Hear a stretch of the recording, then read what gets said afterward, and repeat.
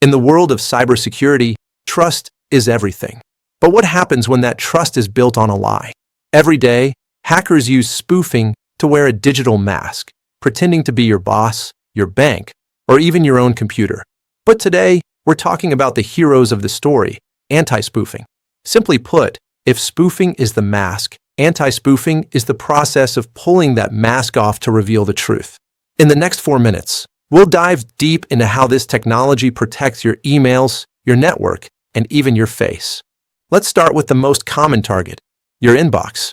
You receive an email from support@yourbank.com asking for a password reset. It looks real, but is it? Anti-spoofing uses 3 main gatekeepers to verify the sender. SPF. Think of this as an authorized guest list. It checks if the IP address sending the mail is actually allowed to send for that domain. DKIM. This adds a digital signature to the email. It's like a wax seal on a letter. If the seal is broken, we know the content was tampered with. DMARC. This is the instruction manual.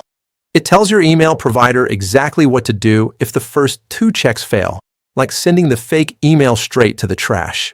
Next, let's go deeper into the wires. In an IP spoofing attack, a hacker tricks a server into thinking a malicious command is coming from inside a trusted network. To stop this, we use ingress and egress filtering. Imagine a bouncer at a club who checks not just your ID, but also where you just came from. If a packet claims to be from the VIP lounge, but it's actually coming from the back alley entrance, the system drops it immediately. We also use URPF, or unicast reverse path forwarding. It's a clever trick where the router asks, if I wanted to send a message back to this address, would I use the same path it just arrived on? If the answer is no, it's a spoof, and the door stays shut. Now let's talk about you. With Face ID and fingerprint scanners, hackers have tried to use high-res photos or even 3D masks to get into devices. This is where liveness detection comes in. There are 2 types. Active detection. The app might ask you to blink, smile, or turn your head. It's checking for movement that a static photo can't replicate. Passive detection. This is more advanced. AI looks for subperceptual cues, the way light reflects off human skin versus a screen, or the microtextures of your pores.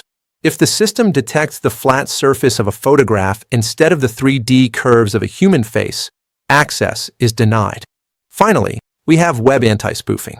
Hackers love to redirect you to fake websites, a tactic called DNS poisoning. To fight this, we use DNSSEC, which adds a layer of digital signatures to the phone book of the internet.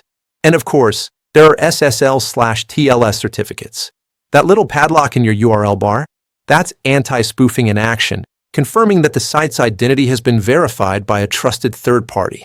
Anti-spoofing is the silent shield that keeps our digital identities safe. Without it, the internet would be a hall of mirrors. I hope this helped you understand the layers of defense in cybersecurity. Would you like me to walk you through a step-by-step guide on how to set up DMARC for your own business or personal domain to stop email spoofing?